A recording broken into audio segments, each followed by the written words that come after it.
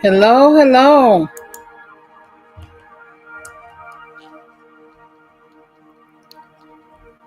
Welcome to a Tuesday teaching. If you don't know who I am, I'm Dr. Deborah. I'm the author of the Scribe and Watchman and the co-founder of the Writers Incorporated International. And so I thought I'd get on this Tuesday to just talk a little bit about understanding the times and the seasons. Understanding the times and the seasons. And I will not be with you long, but I thought it would be appropriate to just get on and share with you a teaching from Matthew 25, verses 1 through 13. And I've done this teaching before, but God has given me a new revelation in regards to this story. You see, we are going through some very unprecedented times in which we don't know whether we're coming or going. We're rolling over into a new year, a new season. As a matter of fact, we're at the end of January, about to embark into a new month in the midst of a lot of change. And if you didn't see my video on the numbers 555 and the meaning of it, I'm going to link it in the description at the end of this recording. You see, God started showing me those numbers, 555. And I kept seeing it on a consistent basis. And I didn't understand if it was for me at first or if it was something else. But then he began to confirm that this was going to be a global thing. And change, great change it is. So I'm going to link that below. But in the meantime, I'm going to go ahead and read this Matthew 25, verses 1 through 13, and then I'm going to elaborate on it. Because if we, as believers, don't understand the times and the seasons, we're going to get caught up in things, and we're going to continue to do things out of God's order. We have to be in alignment with what God is wanting from us in this hour. Matthew 25, starting at chapter 1, it says, "Then the kingdom of heaven shall be likened to 10 virgins who took their lamps and went out to meet the bridegroom. Now 5 of them were wise, and 5 were foolish.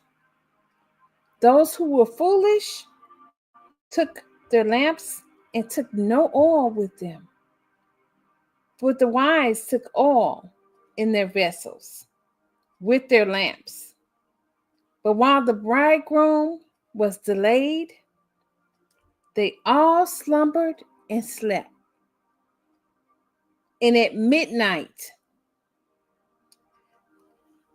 a cry was heard, 'Behold, the bridegroom is coming.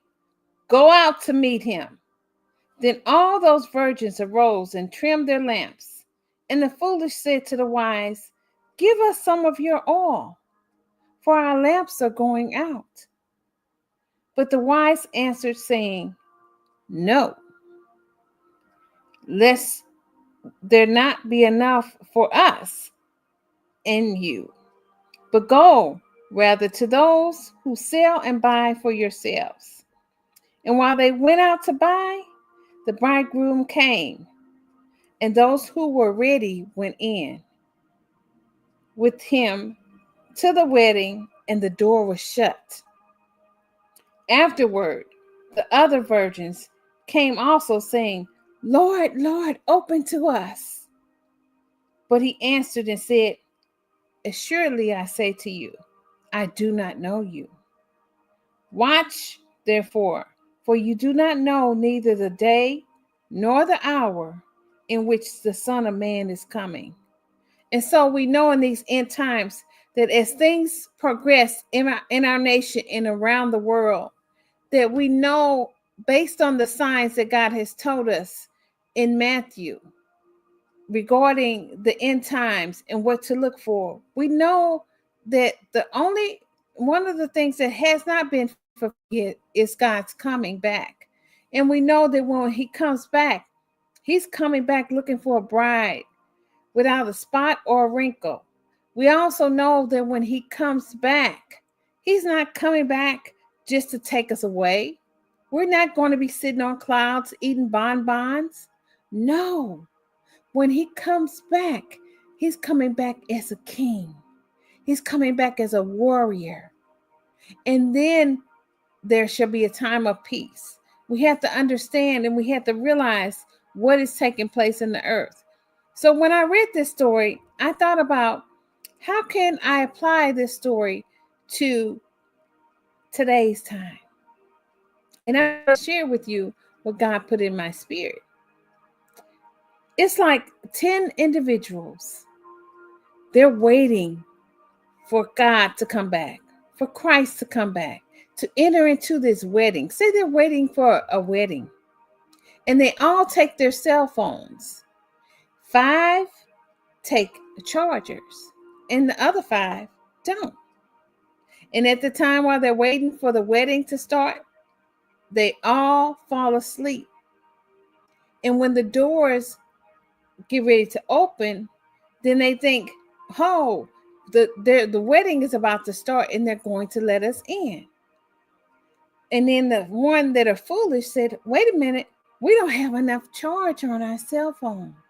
Hey, can we use your chargers? And the 5 wise said, no.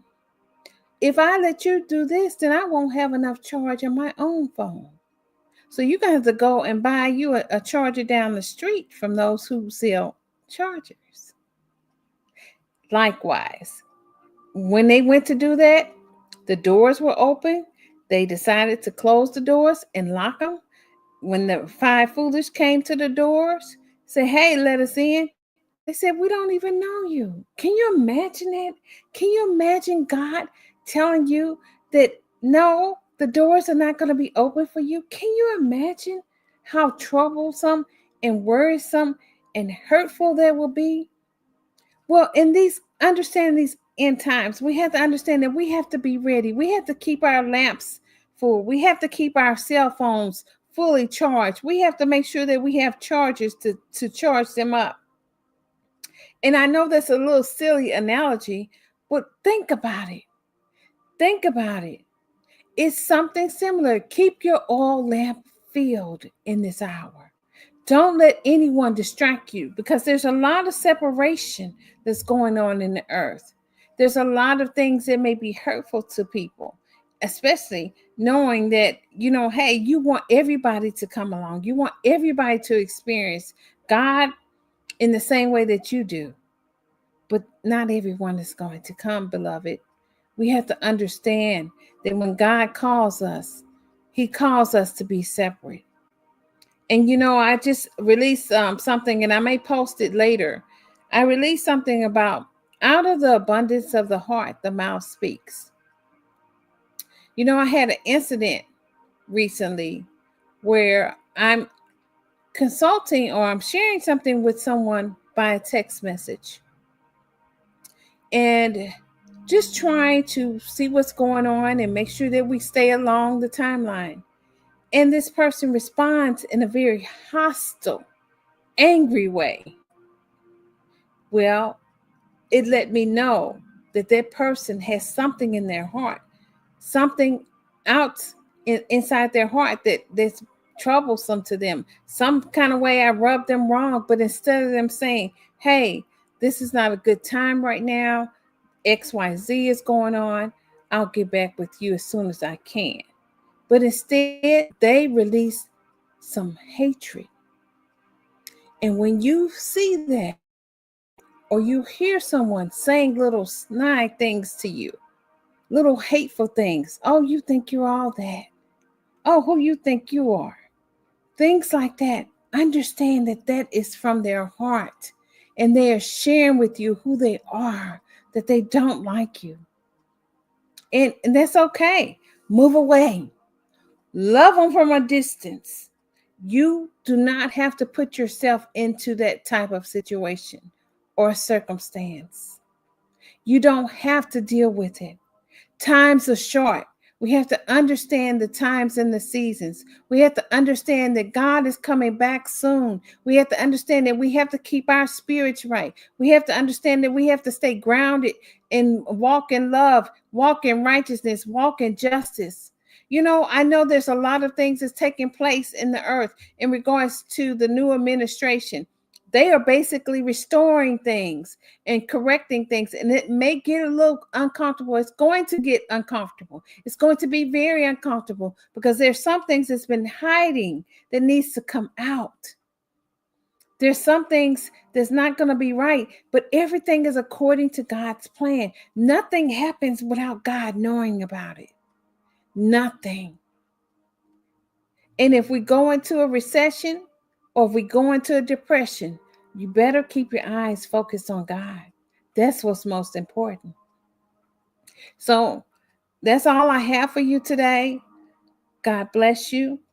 I'm going to get on off this teaching today. This is Dr. Deborah. I realized that I'm not an afternoon person. I would much rather get some things done earlier, probably before lunch even, because it makes me sleepy. The afternoon, I have to kind of fight through certain things. But if you like teachings like this, be sure to like, subscribe, share it with someone. You never know who needs to hear this. There's a lot that's going on, a lot that's going to continue to take place. We know that the earth itself is shaking. There's a lot of storms coming, beloved. There's a lot of storms. Be prepared. Get yourself mentally prepared first, spiritually prepared, then physically prepared. Because if you aren't mentally prepared for what's coming by getting in the word, know who God is, know about his character, know that he can take care of you no matter what happens. Learn to hear his voice so that you know how to move. Stop listening to every voice. And if you do listen to voices, ask God to confirm it. Ask God for discernment so that you don't get led astray. There's a lot of voices out here, a lot of people that want to claim themselves to be prophets, and they may not be. They just feel like they have a voice, they have something to say. That doesn't make them a prophet. Understand that. So until next time, shalom.